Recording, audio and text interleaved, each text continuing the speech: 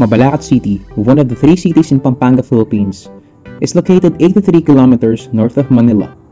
Its proximity to major urban centers and transportation hubs, including the Clark International Airport, has positioned it as a bustling economic and agricultural hub.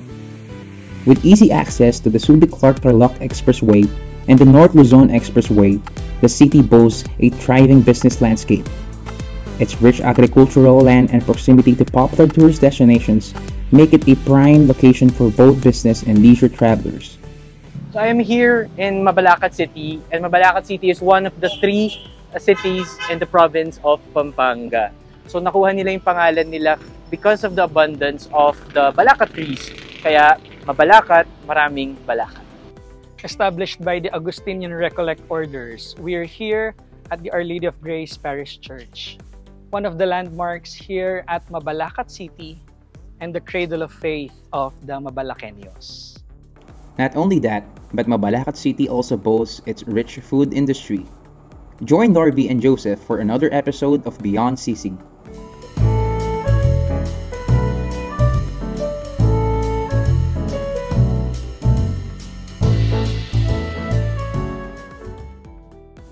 Starting as a humble merindahan in Mabalacat City, My Lola Norris has grown into a beloved family casual dining restaurant, specializing in delectable okay, pansit palabok, tsokolating baterol, and tibok-tibok maha blanca, offering a diverse menu that caters to every palate. The family's recipes have transformed their love for meriendas into a flourishing business. Originally from Manalin, they have found their home and passion in the vibrant community of Mabalacat City. Nag-start kami actually galing kami from Minalin. Lumaki kami sa Minalin. Okay. Tapos nung di ba, medyo laging lubog doon, kaya nag-transfer kami dito sa Mabalacat. Tapos ang ginawa, nag-iisip kami kung ano magandang i-business namin. Tapos mahilig kasi siyang gumagawa lagi ng merienda. Pag may bisita kami, lagi meron siyang ibibigay, meron siyang ihahanda sa mga bisita. Ang inisip namin, mag-ano kami ng meriendahan muna, specialty. Kaya yung specialty namin, yung palabo. Palabo, halo-halo. Tapos yun, nag-start lang kami dun sa humble beginning daw, sabi. Pero chef, I'm curious, no? Kumbaga nag-start siya as parang meriendahan. Oo. And then, kumbaga ikaw, nahiligan mo na rin. Oo. So, Kasi mula nung maliit pa ako, kasama na akong namamalengke. Tapos nakikita ko na yung mga ginagawa ng mami ko hanggang ngayon, parang alam ko na yung mga lasa ng mga ano. So you prepared for us this morning, okoy and tsokolating baterol. Tsokolate baterol. Ano ba ang pinagkaiba ng okoy at baterol ni My Lola Nurse? Ang ano ng okoy namin is papaya at saka kalabasa. Hanggang yun nga, na-perfect nga namin yung okoy na yan. Tapos, kaya nakilala siya na actually, hindi naman ganyan ka-crispy. Dati, ngayon, sobrang crispy. Even na medyo tumagal na siya hanggang hapon, malutong pa rin yung okoy niya. Ang baterol naman, chef, actually na-mention mo kanina before nung pumasok kami, na all natural yung ginagamit natin. Oo, kasi from the scratch kami. From cacao beans hanggang lulutuin namin siya sa oven, tapos hanggang babalatan, luto, tapos mag-grind hanggang preparation, tapos hanggang last part na nga yung papainit na nila. Oo. Yung very usual na... Ang tawag doon kasi monalillo. Monalillo? Oo. Parang hindi ko alam yan. Oo, yung matanda. Dati may tanso pa kami. Actually, nandiyan pa yung tanso namin. Kasi talagang mami ko, tanso talaga ginagamit niya. Gusto niya talaga, kahit kami lang, family lang ginagawa namin. First time mo kumain ng okoy? Talaga? Kasi, try nyo. Hindi, kasi allergic ako sa hipon. Ah. Kaya nagpe-prepare ako ngayon ng okoy na walang hipon. Kasi nga, ibig sabihin, friendly din si My Lola Nurse sa mga request ng mga mga restaurant namin. ko. Usually, talagang kinakamay talaga yung okoy. Oo, kasi 'di ba, para siyang considered as street food. Pwede naman tumingin sa cup. Tinan mo. Very ano siya. Oo, wala siyang malambot. Ano siya, Tikman natin. crispy lahat. Chef, kain ka! Ay, sige po. Siyempre, dapat kumain din si Chef. Ako? Araw-araw na. Crispy pa rin. Oo. Kahit may nahanginan na sa sa ating electric fan. So, Chef, habang minom ako dito, ano yung future ni Lola Nors?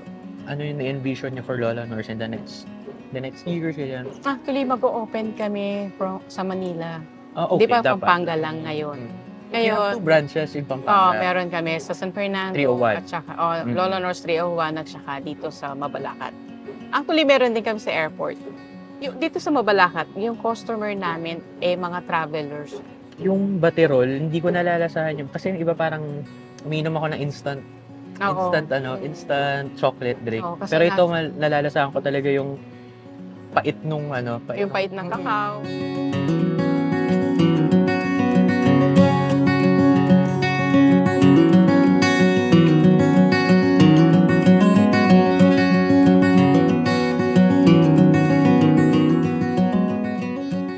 So kasama namin si Ate Mia, siya yung nag-organize nung trip na to for this vlog episode.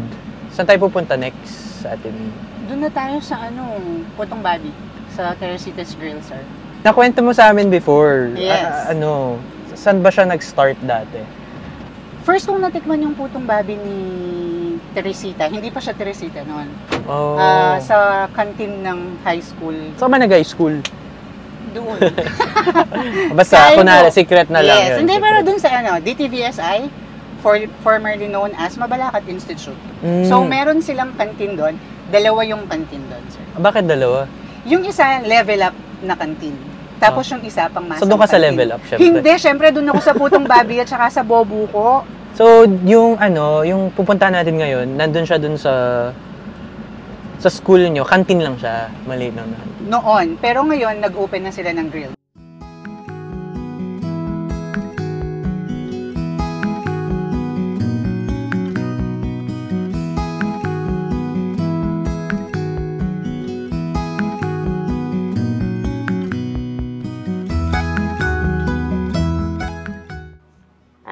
Hello po. Ay, na po rin Putong Babi. Takman nyo na rin sa Sir Mikin. Sige. Kumusta? How are you po? Kumusta po, ma'am? Maya po. Loko ko po ni. So, si Ma'am Alma is the daughter-in-law of Ma'am Teresita. Yes. Sino po si Ma'am Teresita? Kwento niyo naman siya, yung paano siya nag-start dito, ganyan. Si Ma'am Teresita, si Ma. Yung nawala na. Biyanan ko siya. So, yung Putong Babi, sa kanya ko nalaman. Okay. So, for 30 years, nagtinda sila 30 years? 30 years sa Mabalacat Institute. Ngayon, DTVSI na siya. O yun, nag-school siya doon. Alam niyo yung mga Putong Babi. Okay. So, yan, mabili yan. Mura lang nun yan. Ano Tsaka po ba may yung kasama Bakit siya yan. tinawag na Bakit siya Putong tinawag Babi. na Putong Babi? Ang kwento sa akin nun, yung biyanan ko, si Apong Pilar, gumagawa siya ng ganun na pandesal yung ginagamit niya. So, madit lang yun. Tapos, meron siyang kamote. So, naisip niyang gumawa ng,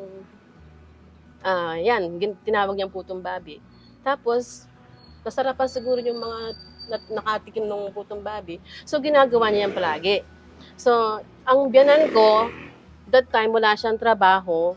So, she decided na gawin yung Putong Babi as a business. So, ginawa niya yun sa Mabalacat Institute. Aside sa Putong Babi, meron ding buko. Yes. Buko. So, magandang match yun. Buko Yes, at match na match Very yun. pangmasa nun. pangmasa. Kasi merong isa. Yung level up na canteen kasi, burgers, soft drinks. So, dito tayo dapat. Syempre. Oo, Doon syempre. tayo sa Support masa na support masarap. local tayo. Support local. Mura na, masarap pa. Mura na, masarap. Pero may babi talaga. May baboy Meron talaga. siya. Baboy talaga. Ano siya, yung giniling na baboy. Tapos yung kamote, aside sa kamote, may tinatry ba kayong ibang ingredients na... yan yung original na ingredients? Yan ang original kasi yan ang talagang masarap. Ever since. yan Ever na yung since. topping. So they started Yes, with pandesal. And then ito po ay... Ay, gamit tayo ng Mas masarap ma'am, nakakamay. Ayan. Hindi, mainit kasi yan. Pero walang egg to. Ito yung buko. Buko Ano niya. egg nga siya. No? Ayun pala, may sabobo May tayo. match Wow. yan. Wow. Match yan dito. It's like you are Yes. Reminiscing Yes. yung ano niya. Years ago. Oh my Na God. I cannot count anymore. How Yes. many years ago? Hindi ko na siya matanda. Guys, try. Try nyo. Masarap yan. Parang mas Thank you masarap so siya na much. parang merong Crunchy sa. merong na tosta. Oo, toast. Parang nagbibigay siya ng konting texture and flavor dun sa Nung sa usual na Nung high school kami, mamimili kami, sir. Alin ba yung gusto mo? Yung face, ito ba? O yung Yung ilalim? Really? oh, ilalim. Ayan, no? O, diba? May bakit siya patok noon sa mga mura. Healthy food siya. Kamote, di ba? It's a healthy food. Mhm. Tapos, mura na siya. Tapos pagkakain mo, mainit talaga. Kasi pag sinabi kasing Pampanga, alam nila sisig. Sisig, yes. Punta ako Pampanga, uling bulikan takman ni sisig. But maraming hindi nakakaalam na there are these hidden gems yung Pampanga na hindi pa masyadong Kilala. hindi na masyadong kilala. Although alam naman, pero hindi masyadong na-feature sa mga vlogs, sa mga TikTok, ganyan. At Yes. least ngayon, kumbaga pinapakita natin na we have other food na pwedeng i-offer aside sa sisig. Ito ma'am, dakal salamat. Thank you. Thank you Happy for with visiting. actually. Thank you for visiting Teresa's Grill. Dakal pong salamat. Patakman ko, kaya kayo rin putong babi. As Mabalacat strides into the future, it adeptly safeguards its cultural heritage and culinary mastery, all while embracing advancement, ensuring that its history, including its delectable culinary traditions, remains a vital component of its identity as a city in constant transformation. With that, we conclude this blog episode, leaving you with a taste of Mabalacat's rich past and its promising future.